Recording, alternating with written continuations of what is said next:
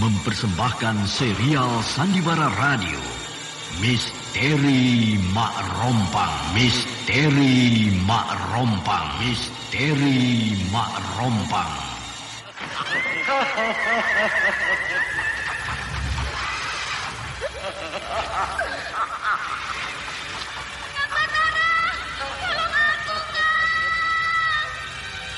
Cepat kemari, Wulan. Mak Rompang. Kisah bangkitnya kembali setiap 200 tahun. Seorang anak manusia yang dapat berganti wajah dan wujud. Terkadang menjadi seorang gadis cantik teramat cantik. Terkadang menjadi seorang nenek tua renta buruk rupa yang selalu menimbulkan prahara dan malapetaka mengerikan bagi umat manusia. Bahaya, kita dalam bahaya. Sina, cepat tinggalkan tempat ini. Cepat. Tunggu, Kamira. Aku mau menutup warung dulu. Jangan pikirkan warungmu, pikirkan nyawamu. Hei, menjauh. Tuk Tunggal bilang menjauh.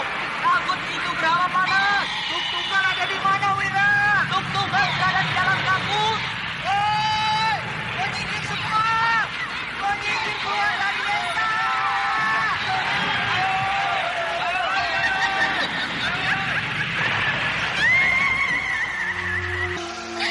Kang Batara bicara sungguh-sungguh. Iya, karena saya mencintaimu, Wulandari.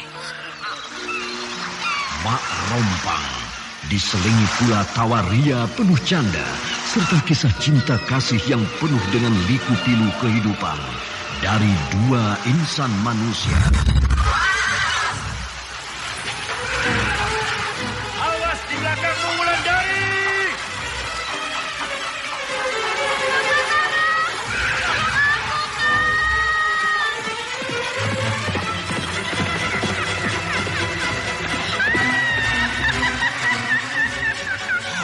Celaka, Wulandari dibawa lari Mak Rompang.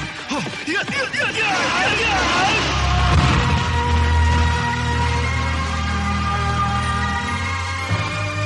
Didukung artis-artis terkenal Ferry Fadli, Yvonne Rose, Anna Sambayon, dan sederet bintang-bintang terkenal lainnya.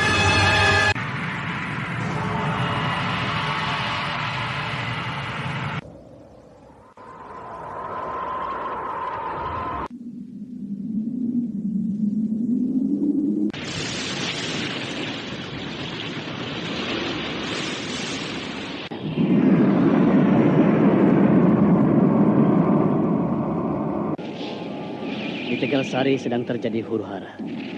Ki Rambat, ayah Aning tewas dibunuh orang. Sedangkan Aning minggat dari sana dan tidak diketahui lagi di mana dia berada sampai sekarang ini. Bagus, itu berita bagus. Ikutilah episode ke-18. Mendung di Telaga Sore. Mendung di Telaga Sore. Naskah karya Asmadi Syafar. Teknik dan montase Indra Mahendra, dengan sutradara Denny Denha. Seri yang ke-7 ini didukung. Anda sekarang masih mendengarkan Sandiwara Radio di channel Padara, Memori Ferry 80. Fadli sebagai Batara, Elias sebagai Rimbas, Lili Nur Indasari sebagai Gandini, Bambang Jeger sebagai Raden Wangsadirja, Mogan sebagai prajurit, dan pembawa cerita Denny Denhas. Pada kisah yang lalu diceritakan bahwa Jaya Katuang, Raja Kediri, menyerbu Singasari.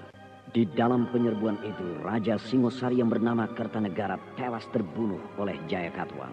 Maka dengan demikian, berakhirlah kerajaan Singosari di bawah Raja Besar yang bernama Kertanegara itu. Sementara menantu Kertanegara yang bernama Raden Wijaya melarikan diri ke Madura, sedangkan menantunya yang lain yang bernama Arda Raja kembali bergabung pada ayahandanya Jaya Katuang. Berita kematian Kartanegara membuat goncang pasukan Singosari yang sedang bertugas di Swarnabumi. Bahkan pasukan yang dipimpin Batara ikut terguncang. Namun diam-diam Batara sudah mempunyai rencana. Batara tidak akan mau kembali ke Singosari, karena Singosari memang bukan kampung halaman Batara. Apa yang harus kita lakukan sekarang, Batara? Kita harus berpikir matang sebelum kita mengambil keputusan, Pak Dato. Betul, Batara. Apakah pasukan kita sudah tahu berita ini? Belum. Bagus. Jangan mereka tahu dulu sebelum kita berpikir keputusan apa yang kita ambil. Andaikan kita kembali ke Singasari, bagaimana, Batara? Apakah tidak kau dengar keterangan utusan tadi malam?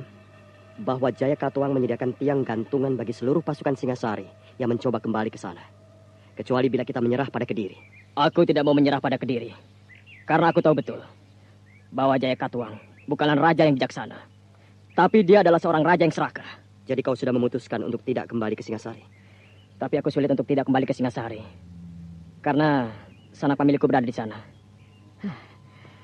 Entah bagaimana nasibnya sekarang ini. Apakah kau sudah punya istri, Pak Dato? Sudah, Batara. Bahkan aku sudah punya 2 anak. Sudah lama meninggal. Meninggal? Kenapa? Istriku pernah diperkosa, lalu dibunuh oleh orang-orang Kediri. Maaf. Aku tidak tahu. Dan aku turut berduka atas kejadian yang menimpa istrimu. Terima kasih. Kapan hal itu terjadi?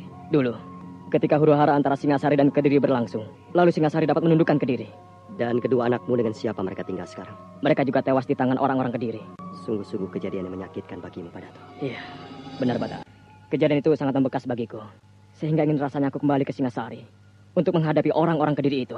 Dendammu adalah dendam seorang laki-laki sejati, Pak Dato. Tapi rasanya sulit untuk kau laksanakan. Karena penyerbuan Kediri ke Singasari sudah berlangsung 12 purnama yang lalu. Singasari sudah tidak ada. Yang tinggal kini hanya sebuah kerajaan yang bernama Kediri dengan rajanya Jaya Katuang. Memang betul, Batara. Hanya yang aku khawatirkan adalah sanak pamilikku di Singasari. Jangan-jangan mereka dibantai oleh orang-orang Kediri. Apakah mereka tinggal di dalam kota raja? Tidak. Mereka tinggal jauh dari kota raja. Kalau begitu mereka tentu selamat. Karena jauh dari jangkauan orang-orang Kediri. Semoga saja begitu. Apakah kau tidak rindu pulang ke Semboja, Batara? Ada. Tapi aku harus menentukan hidupku.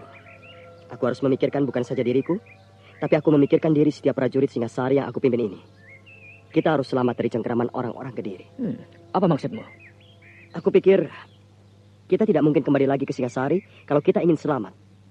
Kalau kita tetap kembali ke sana, berarti kita menyerahkan nyawa kita ke tangan orang-orang Kediri. Dan kalau kita menyatakan takluk pada Kediri, itu satu hal yang mustahil. Aku memang tidak akan kembali lagi ke sana, Batara. Karena Singasari sudah tidak ada. Aku tidak mau diperintah oleh orang-orang Kediri. Jadi kau mau tinggal di sini, Pak Dato? Kau? Kalau aku sudah jelas, aku tidak akan mau lagi kembali ke Singasari. Jadi kau akan tetap di sini? Di Suwarna Bumi ini? Ya, bahkan aku sedang berpikir, bagaimana kalau kita menetap saja di dusun Panggalo ini? Maksudmu, kita menjadi warga dusun ini? Iya. Dan kau, Pak Dato? Rasanya, aku sudah cocok bersamamu, Batara. Jadi aku setuju saja kalau kita tinggal di dusun ini. Bagus. Kalau begitu kita umumkan kepada seluruh prajurit Singasari yang kita pimpin. Siapa yang ingin tinggal bersama kita di sini, dan siapa yang ingin kembali ke Singasari. Baik, kita umumkan sekarang saja.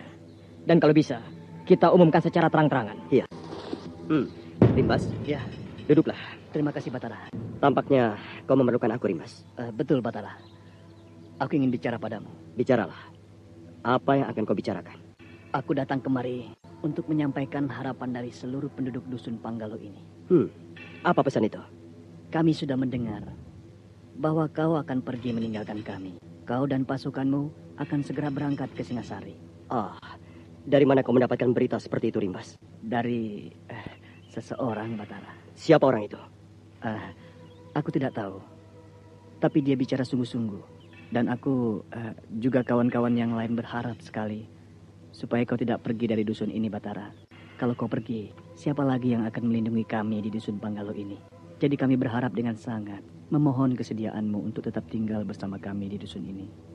Aneh, prajuritku sendiri belum tahu rencana ini. Tapi kau dan penduduk dusun sudah tahu semuanya, Rimbas. Kami betul-betul berharap agar kau tidak pergi dari dusun ini, Batara. Kalau kau pergi, bagaimana nasib kami? Bagaimana keselamatan kami di sini? Maukah kau mengabulkan permintaan kami ini, Batara? Mau kan? Aku akan mengumpulkan pasukanku dulu. Aku akan bicara pada mereka. Dan kau boleh mendengarkan pembicaraanku, Rimbas. Karena dari pembicaraanku nanti, kau akan tahu keputusanku. Baiklah, Batara. Tapi aku tetap mengharapkan agar kau tidak pergi meninggalkan kami di sini. Pak Dato mengumpulkan pasukan Singosari yang berada di bawah pimpinan Batara. Setelah semuanya terkumpul di alun-alun dusun kecil itu, maka Batara mulai berpidato menyampaikan berita yang baru saja diterimanya tadi malam dari seorang utusan Singosari, bahwa kerajaan Singosari sudah lama hancur. Sehingga percuma kalau pasukan Singosari kembali ke kerajaan itu. Karena mereka akan diperlakukan sebagai tawanan oleh orang-orang Kediri. Namun Batara tidak mau memaksa mereka. Yang tetap berkeinginan untuk kembali ke Singosari, dipersilakan untuk menunggu kesempatan bergabung dengan pasukan yang lain menuju pelabuhan Batanghari. Sedangkan yang tidak mau kembali lagi ke Singosari, diminta untuk tetap bersama Batara, tinggal di Dusun Panggalo. Jadi siapa yang ingin kembali ke Singasari, dipersilahkan berdiri di sebelah kiri alun-alun ini. Yang tidak bersedia lagi kembali ke Singasari, diharapkan tetap berdiri di tempat masing-masing seperti sekarang ini. Jadi tidak ada yang mau kembali ke Singasari. Ayo jawab. Tidak. Semuanya tetap tinggal bersamaku di dusun ini? Terima kasih. Kalau begitu mulai hari ini, kita akan tinggal di dusun ini. Kita akan menjadi orang dusun ini. Kita akan menjadi orang-orang Dusun Panggalo. Jadi kau bersama seluruh pasukanmu akan menetap di dusun ini, Batara? Ya, Ribas. Kami akan menjadi orang-orang Dusun Panggalo ini. Terima kasih. Terima kasih, Batara. Terima kasih, Pak Datuk. Kalian semua akan kami terima menjadi warga dusun ini. Berat juga rasanya bagiku untuk memutuskan tinggal di sini, Batara. Jadi kau akan kembali ke Singasari, Pak Datuk? Tidak. Keputusanku sudah tetap, walaupun terasa sangat berat. Dan aku rasa bagimu juga begitu, Batara. Bahkan bagi seluruh pasukan yang kita pimpin ini. Iya. Dan kita harus tetap pada keputusan kita. Apakah seluruh pasukan kita merasa Anda berat sekarang masih mendengarkan Sandiwara Radio di channel Memori 80. Hampir setiap orang sekarang termenung di dalam tenda mereka masing-masing. Namun mereka sudah menyatakan setia kepada kau, Batara. Sehingga tidak perlu diragukan lagi kesetiaan mereka. Kalau begitu, mulai besok kita bangun rumah-rumah untuk kita tinggal bersama seluruh pasukan kita. Sedangkan tenda-tenda itu kita bongkar, lalu kita simpan sebagai kenang-kenangan. Kau yakin? Kalau dusun ini akan mendatangkan kedamaian bagi kita, Batara? Aku yakin. Aku percaya padamu. Karena kau sudah aku anggap sebagai pimpinan di sini. Terima kasih, Pak Datuk. Kenapa pasukan kerajaan Darmasraya ini sangat sibuk, Raden Wangsa? Sedang terjadi perubahan di Singasari kan ini. Perubahan apa? Kami mendengar bahwa di Singasari sedang terjadi perebutan kekuasaan. Sehingga Gusti Prabu yang memerintah kerajaan Singasari mati terbunuh. Itu sebabnya pasukan kerajaan Darmasraya bersiap-siap. Siapa tahu akibat kejadian itu merebak kemari. Iya juga ya. Lalu siapa sekarang yang memerintah di sana? Namanya Jaya Katuang. Dia adalah Raja Kediri. Jaya Katuang. Rasa-rasanya aku pernah mendengar nama itu. Dari siapa kau mendengar? Dari orang-orang Jaya Katuang. Apakah orang-orang Jaya Katuang sudah sampai kemari? Siapa tahu? Bukan, aku tidak mendengar dari orang-orang Jaya Katuang, tapi dari seorang pedagang rempah-rempah di Batanghari dulu. Oh, atau kau mendengar dari orang yang terbunuh di rumahmu beberapa minggu yang lalu? Hungta maksudnya? Ya, bukankah dia seorang pedagang rempah-rempah? Mungkin juga, aku tidak ingat lagi. Tapi sayang, laki-laki itu mati terbunuh oleh seorang yang tidak dikenal. Dan aku rasa orang yang membunuhnya seorang yang berilmu tinggi. Ya, akhir-akhir ini banyak sekali orang-orang berilmu tinggi berada di sekitar kerajaan Darmasraya. Ya, tidak usah kita pikirkan hal-hal seperti itu. Lebih baik kita bersenang-senang, Gandini. Iya. Kemana kita sekarang? Terserah Raden Wangsa. Kalau begitu, kita akan pergi ke rumah penginapan di ujung jalan ini. Baik, tapi setelah itu Raden Wangsa jadikan memperkenalkan aku dengan calon guru yang akan mendidik anak kita. Iya. Tidak usah kau pikirkan betul itu. Kalau sudah saatnya nanti, pasti anak kita akan aku serahkan kepada beliau. Baik, asal janji Raden tidak meleset lagi. Apakah kau sudah mulai tidak percaya lagi padaku, Gandini? Kalau aku tidak percaya, maka aku tidak akan mungkin datang kemari mencari Raden Wangsa. Iya, aku tahu. Aku hanya mengujimu. Mari, kita bersenang-senang di dalam penginapan itu. Iya. Ada apa pagi-pagi begini kemari, prajurit? Saya menyampaikan surat untuk Raden. Surat dari siapa ini? Dari Ramanda Raden Wangsa sendiri. Lalu, aku disuruh menghadap sekarang juga, prajurit? Betul, Raden. Kalau begitu, kenapa Ramanda menyuruhku datang sepagi ini menghadap beliau? Maaf, Raden. Saya tidak tahu. Pergilah, nanti aku menyusul. Maaf, Raden. Saya disuruh menunggu Raden. Menunggu? Iya. Apa maksudmu? Yang Mulia Senapati menyuruh saya mengawal Raden ke keraton sekarang juga. Dikawal? Iya. Aku harus dikawal sampai ke keraton, tempat kediaman Ramanda Senapati? Betul, Raden Wangsa. Seperti tawanan saja harus dikawal. Pagi-pagi sekali, Raden Wangsa Dirja diminta menghadap kepada senopati kerajaan yang juga adalah ayahandanya sendiri. Perintah ini membuat Raden Wangsa Dirja menjadi terkejut. Hamba menghadap Ramanda Senapati. Duduk. Baik, Ramanda. Aku mendapat laporan bahwa kau kembali berjalan dengan perempuan pelacur itu, Wangsa Dirja. Ayo jawab. Perempuan mana yang Ramanda maksudkan? Hamba belum mengerti, Ramanda. Kamu masih saja berpura-pura tidak tahu, Wangsa Dirja. Ayo jawab. Hamba betul-betul tidak mengerti, Ramanda. Hamba mohon diberi penjelasan. Bukankah kemarin siang kau berjalan-jalan di kota raja bersama dengan perempuan yang bernama Gandini itu? Lalu, bahkan tadi malam, kalian berdua menginap di penginapan di dalam kota raja ini. Apakah kamu tidak malu, Wangsa Dirja? Kau pertontonkan seluruh kebejatan dirimu kepada penduduk kota raja ini. Maaf, Ramanda. Hamba tidak bejat. Hamba adalah anak yang baik dari Ramanda Senapati. Berjalan dan menginap dengan seorang perempuan pelacur seperti itu tidak bejat bagimu, ha? Dia bukan perempuan seperti yang Ramanda tuduhkan. Dia perempuan baik-baik. Bahkan dia dulu adalah istri hamba, Ramanda. Hah? Gandini itu dulu adalah istrimu, Wangsa? Benar, Ramanda. Aku jadi tidak mengerti padamu, Wangsa Dirja. Dulu kau katakan bahwa dia itu adalah musuhmu. Sehingga ketika dia menghadap padaku, aku usir dia. Lalu ada orang yang mengatakan bahwa dia itu adalah seorang pelacur. Tapi kini kau katakan dia itu adalah istrimu. Mana yang betul, Wangsa Dirja? Hamba mohon ampun, Ramanda. Karena hamba telah membuat Ramanda bingung. Sebenarnya dia itu memang istri hamba. Hanya hamba takut mengakui di hadapan Ramanda. Karena Ramanda pasti tidak akan setuju. Dan kalau ada orang yang menuduhnya sebagai seorang pelacur, maka itu hanyalah fitnah, Ramanda. Setiap perempuan yang kau bawa dan bila ketahuan olehku, pasti kau akui sebagai istrimu.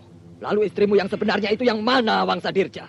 Kalau aku bilang Gandini itu adalah istriku, tentu aku akan disuruh hidup serumah dengan dia. Sedangkan aku dan Gandini sekarang ini bukan lagi sebagai suami istri.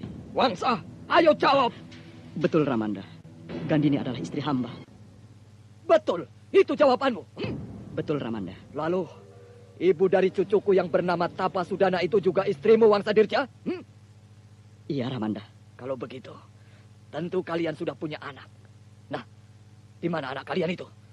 Maaf, Ramanda. Kami tidak punya anak. Itulah sebabnya hamba mengawini Aning dari Tegalsari. Tidak punya anak.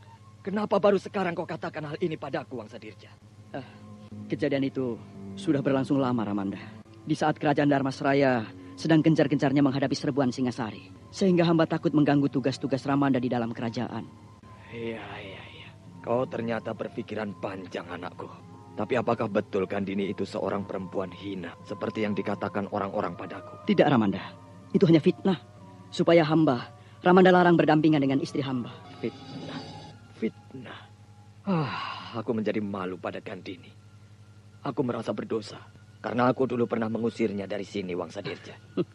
Istri hamba itu dapat memaklumi kejadian itu, Ramanda. Sehingga dia tidak akan kecil hati menerima perlakuan Ramanda seperti itu. Iya, syukurlah. Tapi aku tetap ingin bertemu dengan dia. Dan aku harap dia bisa dibawa kemari. Celaka. Aku betul-betul akan diresmikan menjadi suami Gandini. Padahal aku tidak mau lagi menjadi suaminya. Kalau aku selalu berdua dengan Gandini, itu hanya untuk mencari hiburan saja. Kenapa kau diam saja?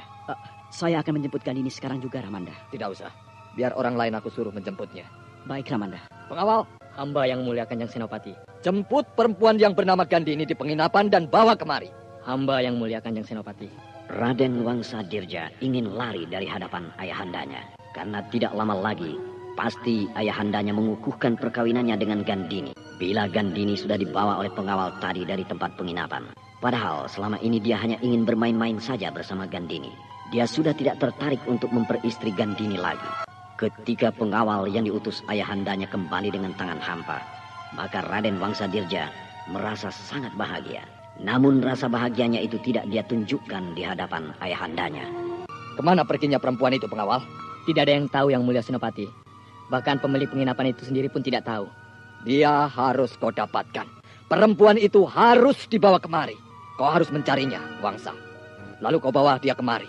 Sedangkan aku juga akan mengerahkan beberapa orang pengawal untuk mencari Gandini. Baik, Ramanda. Pengawal. Hamba yang mulia Senopati. Kau bersama 10 orang pengawal yang lain.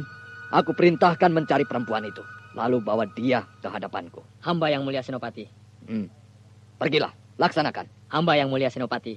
Dan kau, Wangsa Dirja, Aku minta kau juga berangkat sekarang juga mencari Gandini. Lalu kau bawa dia ke hadapanku.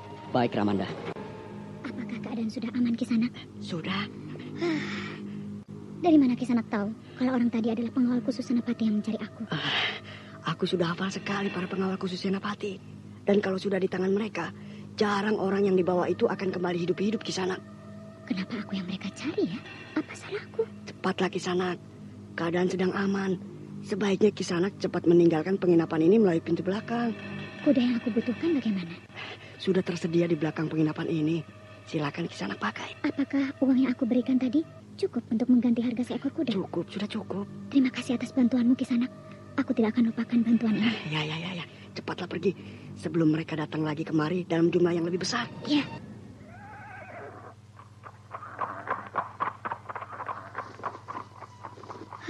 Kenapa tiba-tiba Raden Wangsa Dirja meninggalkan aku? Lalu kenapa para pengawal Senapati mencariku? Pasti ini sebuah jebakan yang dipasang Raden Wangsa untuk menangkapku. Itu ada sebuah rumah. Aku akan minta minum pada pemilik rumah itu. Aku haus sekali.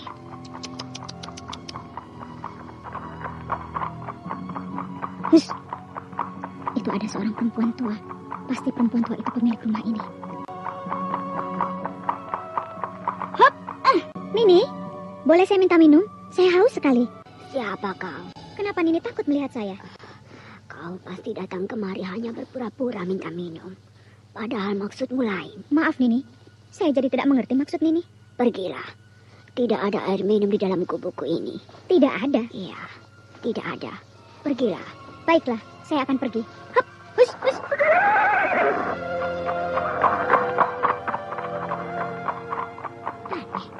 Perempuan tua itu aneh sekali. Seperti ada sesuatu di dalam rumahnya yang tidak boleh diketahui oleh orang lain. Aku jadi ingin tahu apa sebenarnya yang dia sembunyikan di dalam rumah itu. Aku mendengar sayup-sayup perempuan tua itu bicara dengan seseorang di balik dinding rumah ini. Sebaiknya aku intip siapa orang yang diajaknya bicara dan apa yang mereka bicarakan.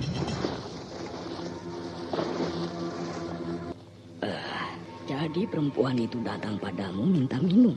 Betul, Kang.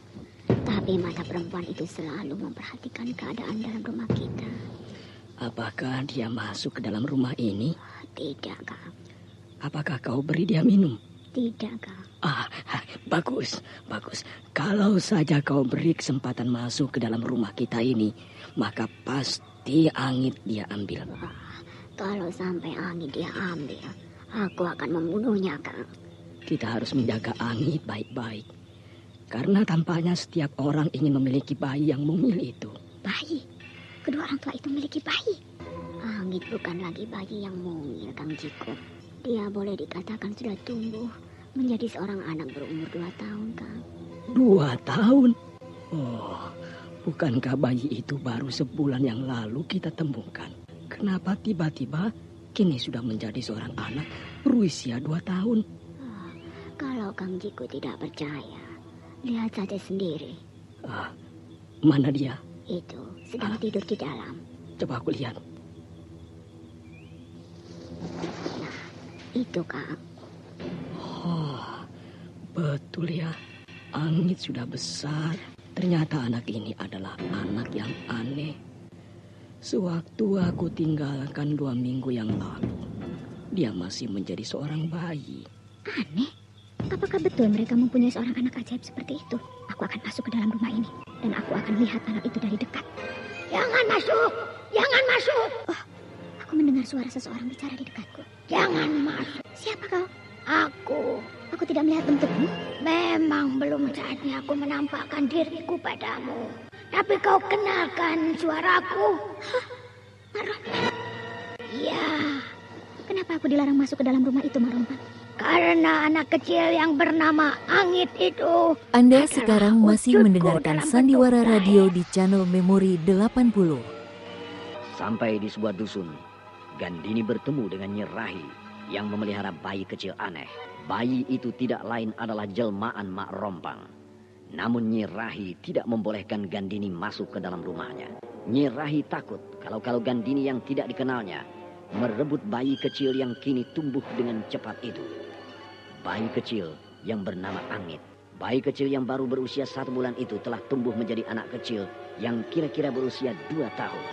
Bayi kecil itu jelmaan Mak Rompang. Aneh, betul-betul aneh. Bahkan tadi aku mendengar Mak Rompang sendiri yang membisikkan di telingaku.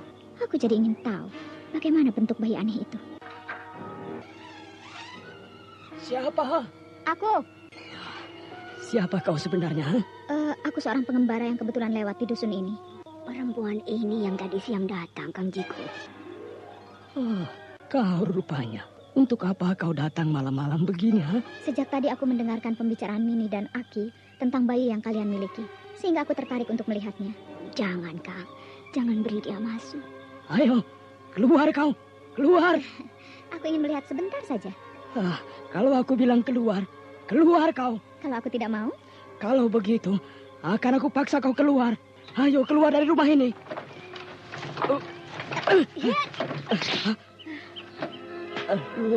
Jangan melangkah lagi. Beri aku jalan. Iya. Kalau berani lagi kau mencegahku, maka kau akan aku lempar. Lepaskan. Kau harus janji dulu padaku. Aku janji. Ayo minggir. Jangan diambil anak kami. Jangan diambil. Siapa yang akan mengambil anakmu? Aduh, Nyai. Kami mohon, anak kami jangan diambil. Minggir. Aduh, Nyai. Jangan, Nyai. Saya mohon jangan. Mini, lepaskan kakiku ini. Jangan dipegang seperti ini. Kalau Nyai akan mengambil anak kami itu, lebih baik bunuh saja saya. Bunuh saja saya.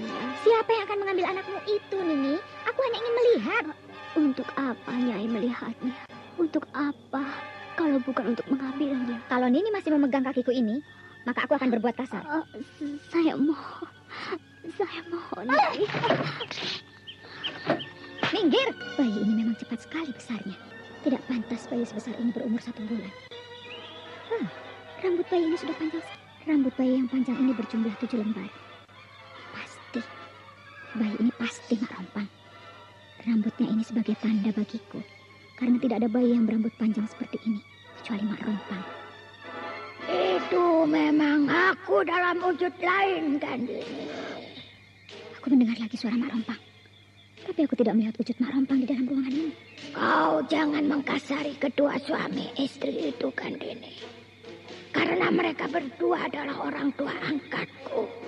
Iya, Mak Rompang. Sering-seringlah kau datang kemari. Tolong jaga bayi jelmaanku itu. Karena dia belum mempunyai kekuatan apa-apa. Itu sebabnya kedua orang tua angkatku menjaganya sedemikian. Ya.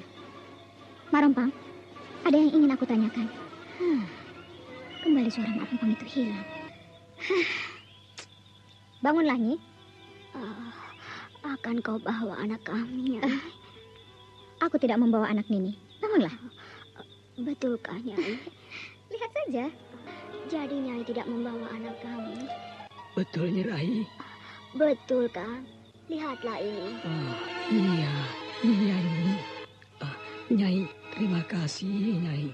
Anak kami ternyata tidak Nyai bawa. Kan dari sejak semula aku sudah bilang bahwa aku hanya ingin melihat anak kalian saja. Terima kasih, Nyai. Terima kasih. Sudah, jangan mencium kakiku seperti ini. Iya. Terima kasih, Nyai. Nyai, mau kemana, Nyai? Aku mau pergi, Aki. Apakah Nyai tidak mau minum dulu? Aku sudah tidak haus, Nini. Tunggu dulu, Nyai. Ada apa, Nini? Siapa nama Nyai yang baik ini? Namaku Gandini. Terima kasih, Nyai. Ya. Dan aku harap kalian berdua jangan mengatakan pada siapapun bahwa kalian pernah bertemu dengan aku. Baik, Nyai Gandini. Hop! Hus! Ya! Hus! Ya! Rupanya kedua orang tua itu memang sangat sayang kepada bayi yang tidak mereka tahu asal-usulnya itu. Siapa lagi yang datang kemari, Nyai? Dari pakaian yang dikenakannya, laki-laki itu pasti seorang bangsawan. Nyai, cepat bawa masuk anak kita ini. Cepat, Nyai Rahi. Iya, dan ingat, jangan katakan kepada orang ini kalau dia menanyakan Nyai Gandini. Iya. Lama betul dia menatap aku. Jangan-jangan dia juga akan menanyakan bayi yang ada di rumahku. Ki. Iya, Den. Apakah Hakim melihat seorang perempuan lewat di sini? Hari ini tidak ada yang lewat di sini, Den. Kemarin? Kalau kemarin ada, Den. Laki-laki atau perempuan? Perempuan, Den. Masih muda? Masih muda, Den. Masih muda ya. Apakah Hakim bisa memberikan keterangan bentuk perempuan muda yang lewat kemarin itu? Apakah aku harus melanggar pesan Nyai Gandhi ini? Ayo, Ki. Kenapa Aki bingung? Ingat, Aki harus bicara terus terang padaku. Karena aku adalah bangsawan dari kota raja. Dia bangsawan. Aku harus bicara terus terang. Tapi aku juga perlu tahu. Apa perlunya laki-laki bangsawan ini menanyakan Nyai Gandhi ini? Ayo, Ki. Jangan takut. Kalau boleh saya tahu, untuk apa sebenarnya Raden menanyakan perempuan itu? Aku sedang mencari istriku. Kalau begitu, aku harus bilang pada laki-laki bangsawan ini. Sekarang katakanlah, bagaimana ciri-ciri perempuan yang lewat kemarin di sini? Aku harus bicara terus terang. Ayolah, bicaralah. Iya, perempuan muda yang lewat kemarin di sini itu masih muda, Den. Dia menunggang kuda besar, Den. Terus? Kulitnya sawo matang, Den. Sedangkan orangnya manis, Den. Benar begitu? Iya, Den, iya. Apakah Aki tahu nama perempuan itu? Tahu, Den. Tapi saya sudah dipesan untuk tidak mengatakan pada siapapun nama dia, Den. Itu kan untuk orang lain, Ki. Tapi untukku, tentu tidak berlaku hal itu. Karena aku seorang bangsawan dari kota raja. Maaf, Den. Saya tidak berani melanggar pesan itu. Namanya Gandini? Ternyata Raden sudah tahu nama perempuan itu. Kalau begitu terima kasih, Ki. Oh ya, siapa yang dari tadi mengintip dari dalam rumah itu, Ki? Itu istri saya, Den. Oh. Apakah Ki tahu kemana perginya istriku itu? Tidak tahu, Den. Karena ketika itu hari sudah malam, Den. Malam? Jadi Gandini sampai malam hari di sini? Iya, Den. Baiklah, Ki. Aku pergi. Iya, Den.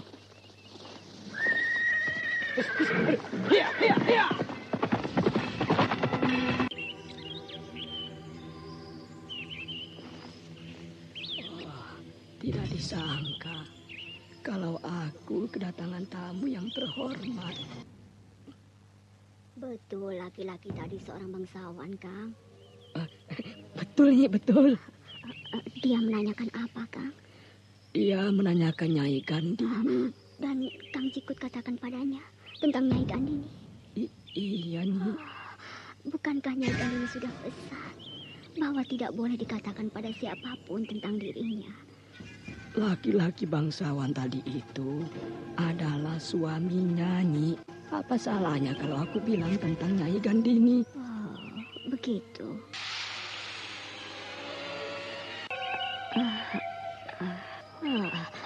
Sepasukan orang-orang berkuda. Kang Cikut. Kang. Bangun, Kang. Bangun. Ada apa? Ada sepasukan orang-orang berkuda mendatangi rumah kita, Kang. Mana? Intip dari lubang dinding ini, Kang. Oh, Gusti. Apa mau orang-orang itu, Kang?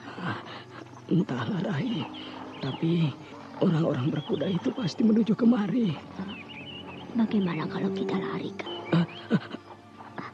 Ayo, Kang. Kita bawa anak kita ini. Sudah tidak mungkin, nih. Mereka sudah mengepung rumah kita. Apa yang harus kita lakukan, Kang Cikut? Tenang saja, Rai. Belum tentu mereka akan menangkap kita.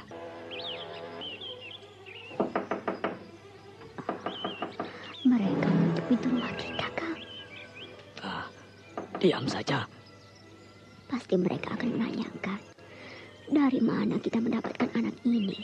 Kita harus bilang bahwa anak ini adalah anak kita. Kau harus meyakinkan mereka. Buka pintunya. Nyi, buka pintunya. Mereka meminta supaya kita membuka pintu ini, Kang. Ayo, Nyi. Buka pintu rumah ini. Kami prajurit-prajurit dari kerajaan. Mereka prajurit-prajurit kerajaan, Kang. Apa salah kita sampai mereka datang kemari pagi-pagi begini? Biar aku yang membukakan.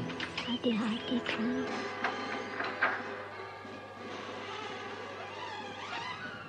Oh, maaf. Sudah tahu siapa kami, Aki? Iya, Raden. Raden semua adalah prajurit kerajaan Darmasraya. Kami diperintahkan oleh Yang Mulia Kanjeng Senopati. Anda sekarang masih mendengarkan Sandiwara Radio di channel Memori 80. Tidak ada perempuan itu di sini, Den. Tapi dia kan pernah mampir di sini 2 hari yang lalu. Iya, Den. Nah, kemana perginya perempuan itu? Saya tidak tahu kemana dia pergi, Den. Betul tidak tahu? Sungguh, Den. Tidak bohong? Tidak. Periksa saja rumahnya, Den. Ayo, kita periksa rumahnya. Ayo. Jangan diambil anak saya. Jangan diambil anak saya. Jadi Gandini itu anak? Bukan. Anakmu itu perempuan? Iya, Den, iya. Laki-laki ini mencurigakan. Ayo, kita periksa saja rumahnya. Ya. Ampuni kami. Mana anakmu? Mana? Ini, Den. Dia sedang tidur. Anakmu yang perempuan itu mana? Iya, ini, Den. Bukan ini. Aduh, jangan hancurkan barang-barang kami itu. Anak perempuanmu yang sudah dewasa itu mana? Kami tidak punya anak, kecuali yang ini, Den. Anak perempuanmu yang bernama Gandini itu mana? Sungguh, Den. Kami tidak punya anak lagi, Den. Sungguh. Hei! Bagaimana? Ada? Tidak ada. Tidak ada di sini. Jadi betul kalian tidak punya anak kecuali yang kecil ini? Betul, Den. Ayo, tinggalkan tempat ini. Ya, ayo berangkat.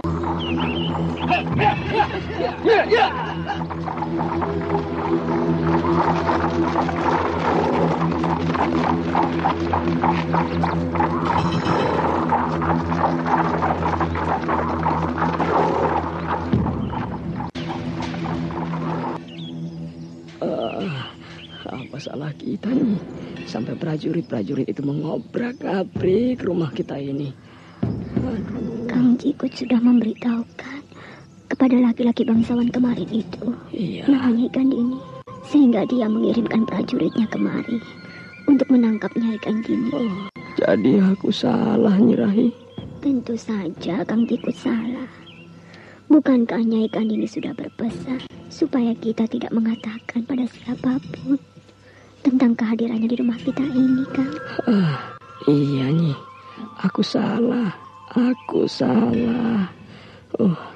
Aku telah melanggar pesan Nyai Gandini.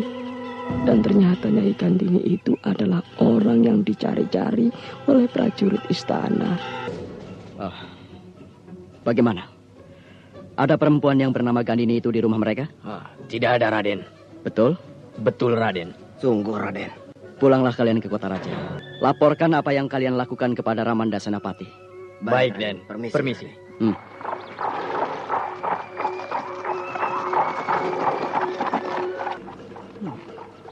Kemana Gandini pergi? Sudah dicari ke Mentilin, tidak ada. Dicari ke rumah suami istri yang sudah tua itu, juga tidak ada. Padahal seharusnya Gandini bisa ditemukan. Baguslah, sehingga aku tidak jadi dikawinkan lagi dengan Gandini oleh Ramanda Senapati.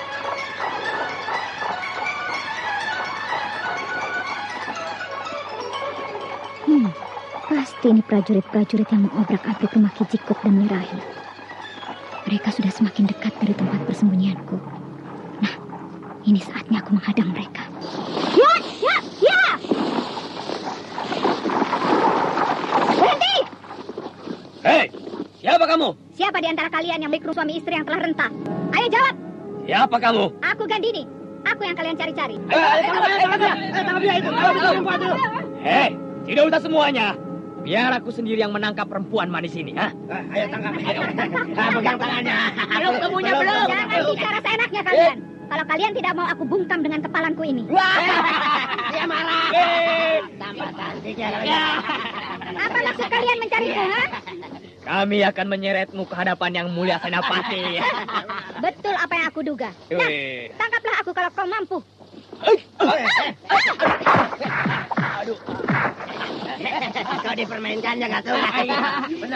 Ya, kau permainkan aku ya? Akan aku hajar kamu untuk membalaskan sakit hati kedua orang tua itu.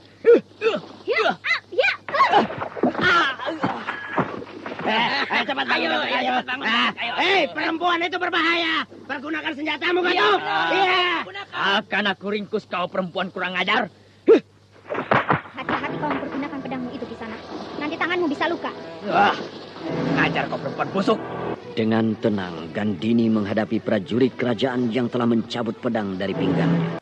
Dan ketika prajurit itu mengayunkan pedang ke arah Gandini, Gandini diam saja. Karena dia tahu prajurit itu tidak sungguh-sungguh untuk membunuhnya. Ketika pedang itu sudah hampir menghantam pundaknya, tiba-tiba senjata tersebut ditarik kembali oleh prajurit tersebut.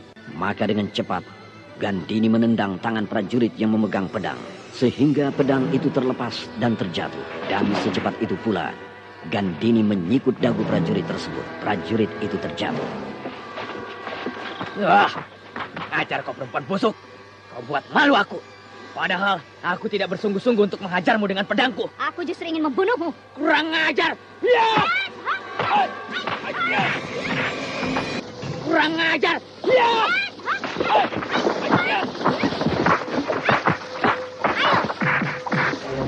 Perkelahian kembali berlangsung. Kali ini perkelahian berlangsung dengan tangan kosong. Gandini merasa lebih leluasa menghadapi prajurit yang sedang marah ini. Lalu pukulan-pukulan prajurit itu dilepaskan secara membabi buta. Dan berkali-kali pula Gandini mengelakkan serangan itu. Ketika sebuah pukulan pendek menderas menuju rusuk kiri Gandini. Dengan cepat, Gandini menyongsong pukulan itu dengan telapak tangannya. Sehingga dua tenaga beradu keras.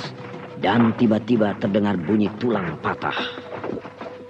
Sementara prajurit itu meringis kesakitan. Melihat kawannya menjadi bulan-bulanan Gandini, maka 10 kawannya yang sejak tadi menonton berlompatan dari atas kuda mereka, lalu bersama-sama menyerang Gandini. Maka Gandini tampak lebih berhati-hati lagi. Dia tidak berani menghadang pukulan-pukulan yang datang dengan gegabah. Bahkan ketika 10 prajurit itu menyerang sekaligus, Gandini mengeluarkan kemampuannya. Dia melompat 2 orang yang menyerang di depannya. Bahkan Gandini sempat merobohkan kedua orang itu. Lalu ketika yang lain mencoba mengejarnya, Gandini balik menyerang dengan pukulan-pukulan yang terarah. Sehingga lawan-lawannya jatuh bergelimpangan. Dan tanpa diberi aba-aba lagi, ke-10 orang itu mencabut senjata mereka. Lalu serentak menghunjamkan senjata itu ke tubuh Gandini. Entah bagaimana, tiba-tiba seorang prajurit terjatuh, sedangkan tubuhnya tertembus senjatanya sendiri. Semua kawan prajurit itu terkejut karena prajurit yang malang itu tewas seketika. Sedangkan Gandini sudah berdiri di luar kepungan lawan-lawannya. Ayo, maju lagi kalian, supaya aku lebih mudah membunuh kalian satu persatu. Oi, perempuan itu berbahaya. Ayo.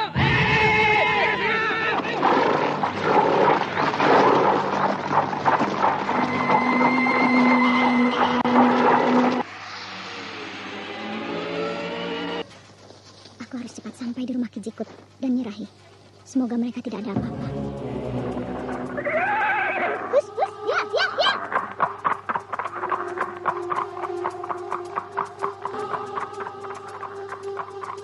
Itu bubuk mereka. Sebentar lagi aku sampai. Hus, ya. Hus.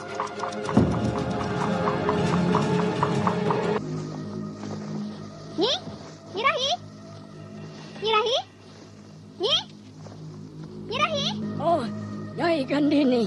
Mana Nyai Rahi Kijikut? Ada di dalam. Nyirahi, kemari cepat. Ada apa, Kang Jikut? Lihat siapa yang datang ini. Nyai Gandini, bagaimana Nyirahi? Apakah kalian berdua selamat? Selamat? Apa maksud Nyai Gandini bertanya begitu pada kami berdua? Bukankah 2 hari yang lalu para pengawal kerajaan datang kemari mencari aku? Oh, iya Nyai. Mereka datang kemari. Mereka mau abrak-abrik rumah kalian ini, bukan? Dari mana Nyai Gandini tahu? Aku tahu. Iya, Iya, Nyai. Mereka mengobrak-ngabrik rumah kami ini karena mereka tidak menemukan Nyai Gandini di sini. Kurang ajar. Dan bagaimana dengan bayi kalian? Angit aku letakkan di dalam peti Nyai Gandini karena aku takut dia diambil oleh orang-orang yang menginginkannya, Nyai. Ya, bagus. Aduh, Nyai. Kami sangat takut pada mereka. Mereka kasar sekali. Bahkan kami masih takut, Nyai. Kalau mereka datang lagi kemari. Aku sudah memberi pelajaran pada mereka, Nyirahi. Jadi tidak usah takut lagi. Betulkah begitu, Nyai?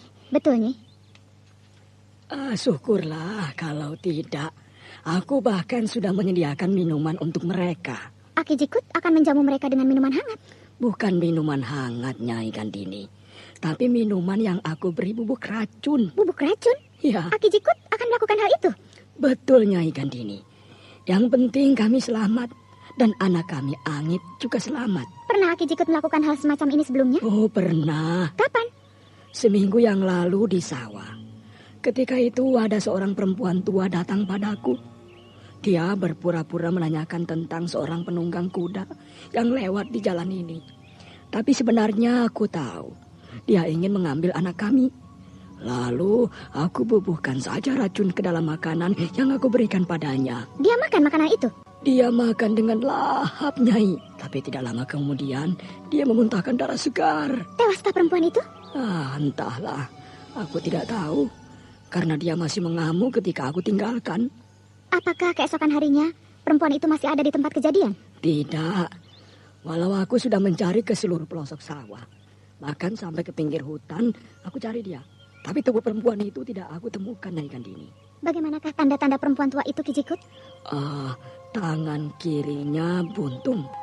Sedang kedua kakinya lumpuh. Sepi. Kenapa, Nyai Gandini? Kenapa Nyai terkejut? Apakah Nyai Gandini kenal dengan perempuan itu? Ki Jikut sudah berhadapan dengan seorang perempuan sakti. Betul begitu, Nyai Gandini? Betul. Nyai Gandini kenal dengan perempuan sakti itu? Iya, namanya Nyi Sepi. Semoga saja Nyi Sepi mati setelah memakan racun itu. Aki dan Nyirahi, aku akan pergi dulu. Kalian tidak usah takut. Aku akan segera datang bila ada yang berani mengganggu kalian lagi. Terima kasih, Nyai. Sudah beberapa hari ini tempat kita didatangi oleh orang-orang yang ingin masuk kemari. Dan aku yakin mereka kemari bukan untuk tujuan yang baik, tapi pasti mereka datang kemari untuk maksud jahat. Bahkan mungkin mereka yang datang itu adalah salah satu membunuh Nyai. Nyai Guru, rasanya sudah saatnya aku meninggalkan Telaga Sore ini. Sudah saatnya aku meninggalkan kuburan Nyi Guru. Aku pergi meninggalkan kuburan Nyi Guru dan Telaga Sore ini bukan untuk selamanya, Nyi, tapi aku akan mencari pembunuh Nyi Guru. Semoga Nyi Guru tidur tentram di sini. Telaga Sore ini tetap aku pagar dengan pagar gaib yang telah Nyi Guru ajarkan. Sedangkan kitab Dua Mustika aku simpan di tempat yang biasa. Izinkan aku pergi, Nyi Guru. Semoga aku berhasil menemukan pembunuh Nyi Guru. Wulandari sudah bersalin pakaian dengan pakaian yang biasa dipakainya mengembara selama ini. Sedangkan pakaian pertapa yang selama ini dikenakannya sudah disimpan di dalam sebuah peti kecil di dalam gubuknya. Lalu perlahan-lahan dan hati-hati Wulandari pergi meninggalkan Telaga Sore. Ketika di sekitar Telaga Sore tidak ada hal-hal yang mencurigakan, maka dengan cepat Wulandari melompat dan melesat meninggalkan tempat itu. Tidak lama kemudian, tubuh gadis yang cantik itu hilang di telan kelebatan hutan belantara. Di tempat lain, di dekat sawah Aki Jikut, ada seorang laki-laki berjalan mendekat ke sawah Aki Jikut. Laki-laki itu tampak keletihan. Lalu ia berhenti tidak jauh dari sawah tempat Aki Jikut sedang duduk mengasuh. Aki Jikut memperhatikan laki-laki itu dengan penuh curiga. Ada lagi orang yang mencurigakan berhenti di pematang sawah itu. Aku harus berhati-hati. Dia pasti akan meminta anakku Angit. Tapi tampaknya dia sedang haus. Dia memandang ke tempat minumku terus. Kalau dia minta minum, aku sudah siap membubuhkan racun ini ke dalam minumannya. Ki? Ya. Apakah sawah ini Aki yang punya? Yang ini iya, tapi hanya yang ini saja. Sedangkan yang lain itu punya orang. Apakah Aki habis kerja? Iya, aku baru saja membuang rumput-rumput itu. Apakah Aki sudah sejak tadi kerja di sawah ini? Sudah sejak tadi pagi Aki bekerja. apakah Aki melihat seorang perempuan muda lewat di sini? Bagaimana ciri-ciri perempuan yang kau maksudkan itu? Masih muda, kulitnya sawo matang. Anda sekarang masih mendengarkan Sandiwara Radio di channel Memori 80. Iya. Apakah perempuan itu bernama Nyai Gandini? Iya, betul. Di mana dia, Ki? Entahlah. Tapi kemarin dia memang kemari. Sayang sekali. Kisanak siapa? Aku suaminya. Beberapa hari yang lalu, seorang laki-laki bangsawan datang kemari mencari Nyai Gandini. Dia juga mengaku sebagai suaminya. Tapi malah keesokan harinya, datang serombongan prajurit istana mengobrak-ngabrik rumahku. Jangan-jangan laki-laki ini juga begitu. Sebaiknya aku beri saja dia racun, biar dia kapok. Apakah dia akan datang lagi kemari, Ki? Entahlah, aku tidak tahu. Apa sebenarnya yang dia kerjakan di sini, Ki? Ya, hanya jalan-jalan saja. Masa iya, Ki? Kenapa kau tahu? Kalau Nyai Gandini sering kemari? Dia pernah bilang begitu padaku, Ki. Nama Kisanak siapa? Untuk apa Aki tanya namaku? Ya, kalau Gandini datang kemari, aku akan mengatakan padanya bahwa Kisanak mencarinya. Sudahlah, bilang saja aku suaminya. Pasti dia tahu. Beberapa hari yang lalu juga datang seorang laki-laki bangsawan yang mengaku suami Nyai Gandini. Sehingga aku jadi bingung, Kisanak. Pasti si bangsat itu. Jadi siapa nama Kisanak ini? Aku bernama Tembong. Tembong? Aku akan tawarkan minum pada laki-laki ini. Tampaknya Kisanak baru saja menempuh perjalanan jauh ya? Iya. Dan Kisanak tampaknya haus sekali. Iya, Ki. Karena kebetulan di pelana kudaku persediaan air sudah habis. Iya. Maaf, aku akan mencari pancuran air untuk melepas dahagaku. Tidak usah. Aku punya persediaan air minum. Tunggu sebentar ya. Akan aku ambilkan untukmu. Terima kasih, Ki. Kau akan mampu sekarang sebelum kau sempat mengobrak-abrik rumahku seperti yang dilakukan oleh pengawal-pengawal kerajaan beberapa hari yang lalu. Nah, selesai. Sekarang teguk saja. Ayo, maka kau akan muntah darah seperti perempuan tua yang buntung dulu. Minumlah. Terima kasih, Ki. Aki ternyata baik sekali. Minumlah supaya hausmu hilang. Iya, Ki.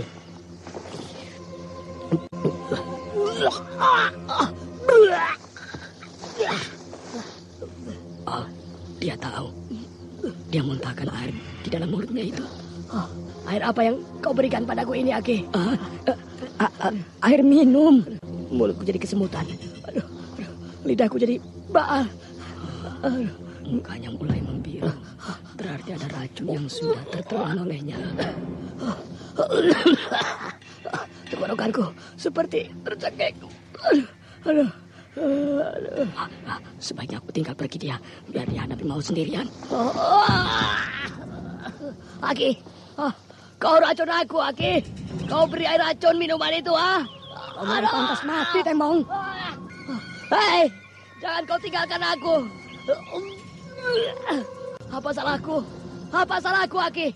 Kau harus memberikan obat penawar racun ini, Aki. Aki. Tidak usah kau pegang kakiku ini, Tembong.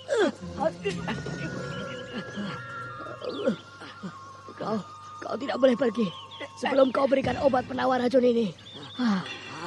Aku tidak punya obat penawar racunnya. Kau pasti punya. Kau pasti. Kau sudah muntah darah. Sebentar lagi kau akan mati, Tembong. Kepalaku seperti mau pecah.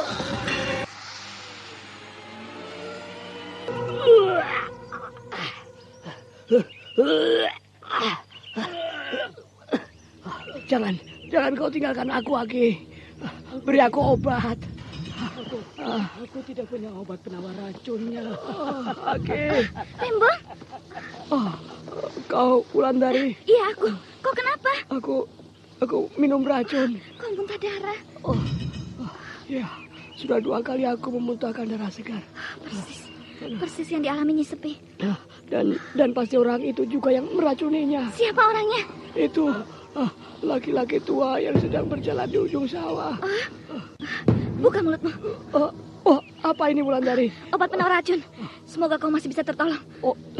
Terima kasih. Telan, cepat telan bubuk itu. Kau mau kemana? Aku akan mengejar laki-laki itu. Laki-laki itu tidak sadar kalau aku mengejarnya.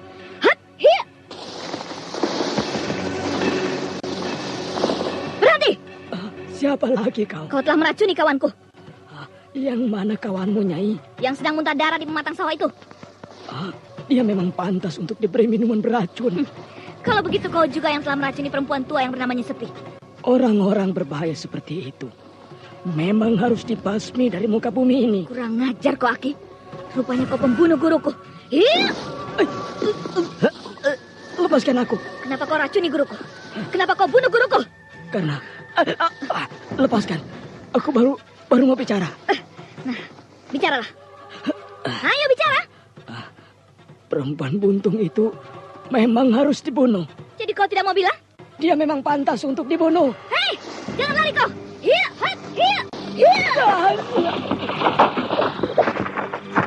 Ayo, bangun kau. Hadapi aku muridnya. Berani kau menendang aku, ha? Tendangan demi tendangan melesat bagai kilat menghajar Aki Jikut yang sudah tua itu. Sehingga Aki Jikut terhempas dan terbenam ke dalam sawah yang berlumpur. Namun Aki Jikut masih mencoba untuk berdiri. Lalu dengan sisa-sisa tenaga tuanya dia berlari. Akan tetapi Wulandari tidak memberikan kesempatan. Pandangan Wulandari terhadap laki-laki tua yang tidak berdaya itu bukanlah pandangan rasa kasihan lagi. Namun Wulandari melihat laki-laki tua itu adalah seorang musuh besar yang harus dibasmi. Maka tanpa banyak cerita lagi, Wulandari melepaskan jurus mautnya, yaitu jurus 10 jari dewa yang sangat berbahaya. Dan seketika itu juga 10 jari tangan Wulandari menghajar patok kepala Aki Jikut. Ke-10 jari tangan Wulandari menembus patok kepala laki-laki tua itu, sehingga Aki Jikut tewas seketika. Lama Wulandari memandangi korbannya, dan perlahan-lahan ia melangkah mundur ke belakang. Lalu gadis cantik jelita itu mengarahkan pandangannya ke Telaga Sore. Sementara air mata menetes perlahan-lahan membasahi pipinya. Nyi Guru, dendam Nyi Guru telah aku balas sekarang. Orang yang membunuh Nyi Guru telah aku hancurkan. Hutang nyawa telah dibayar dengan nyawa Nyi. Semoga Nyi Guru bisa tentram di alam sana. Kau bunuh dia, Wulandari. Aki-aki ini memang pantas dibunuh, Tembok. Karena dia telah membunuh Nyi Sepi. Aku tidak menyangka kakek yang tampaknya baik ini ternyata tidak punya rasa kemanusiaan. Dan aku ikut berduka cita atas meninggalnya Nyi Sepi, Wulan. Rupanya kesehatanmu sudah membaik, Tembok. Iya, berkat obat yang kau berikan, rasa sakit di dadaku sudah lebih baik. Tembok? Kepalaku masih pusing. Kau masih sakit, Tembok? Mana kudamu? Itu. Mari aku bawa kau. Kemana? Tidak usah kau tanya mau kemana. Yang penting kau harus dapat perawatan yang lebih baik. Iya. Tembong tengkurap di atas kudanya, sementara Wulandari menuntun kuda itu ke desa terdekat. Tetapi Wulandari tidak sadar kalau dia sedang memasuki desa Tegalsari. Baginya Tembong harus mendapat perawatan yang baik, sehingga sakitnya cepat sembuh. Ketika kuda yang dituntun Wulandari melangkah masuk ke Tegalsari, hari telah menjelang sore. Matahari telah sangat condong ke arah barat. Sementara penduduk Tegalsari sudah berkemas-kemas masuk ke rumah mereka masing-masing, sehingga jalan-jalan di seluruh desa tampak sepi. Keberadaan mereka tidak ada yang mengetahui. Desa apa ini, Wulandari? Rasanya ini desa Tegalsari. Tegalsari. Kenapa kau bawa aku kemari, Wulan? Kau tidak usah takut, Tembong. Kau akan aman di sini. Bukankah di desa ini ada Ki Sabrang dan Raden Wangsadirja? Kau tidak usah cemas. Yang penting kau harus dapat tempat yang paling baik. Para pengawal itu tidak melihat kehadiranku di atas tembok benteng ini.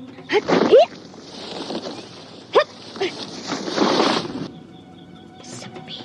Di halaman rumah Aning ini tidak ada seorang pengawal pun. Aning?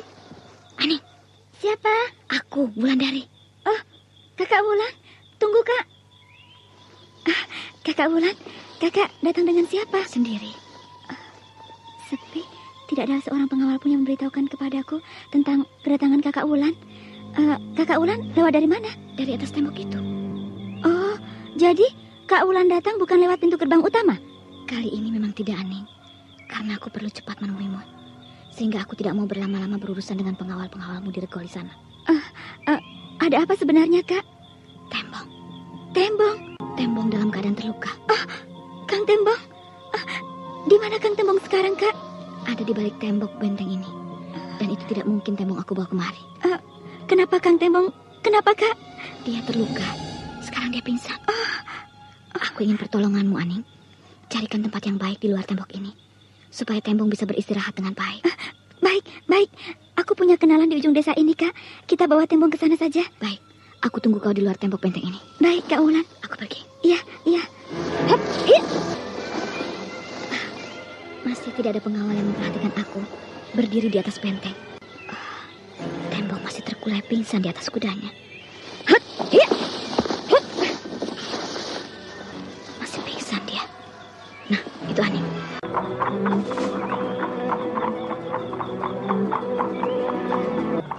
Yang mana rumahnya? Itu di batas desa, Kak. Sebentar lagi kita sampai di sana. Ya. Lampu pelita di dalam rumah itu masih menyala. Yang ini rumahnya? Iya. Nini Binde, buka pintu ini, Nih. Buka. Nini Binde.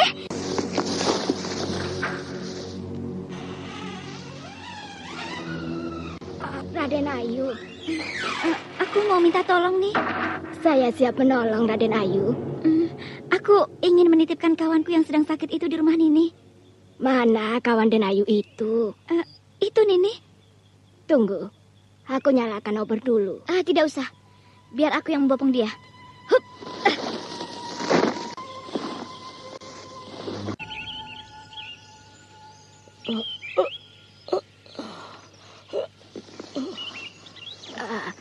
Jangan banyak bergerak dulu. Anda sekarang masih mendengarkan Sandiwara Radio di channel Memori 80. Kau berada di rumahku. Siapa Nini ini? Aku bernama Nini Binde. Tenang, kau aman di sini. Kemana Wulandari? Sejak tadi malam dia pergi. Tapi kau aman di sini. Aku akan menjagamu sebaik mungkin. Apalagi kau kawan baik Raden Ayu Aning. Aning? Iya, Den Ayu Aning yang menitipkanmu di sini.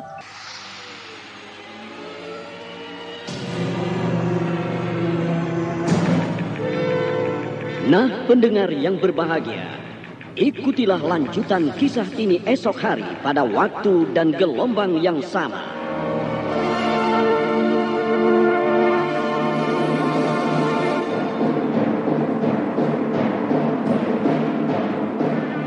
Demikianlah tadi serial Sandiwara Radio Misteri Mak Rompang episode ke-18 Mendung di Telaga Sore. Mendung dipersembahkan oleh Denhas Adia Suara bekerja sama dengan PT Sinar Effendi Murni, produsen tablet obat kuat Aladina, obat terlambat bulan Menpas Kapsul, tablet obat kuat dan pegal linu Duta Rema, dan jamu godok Cat Gorilla. Terima kasih atas perhatian Anda. Sampai jumpa.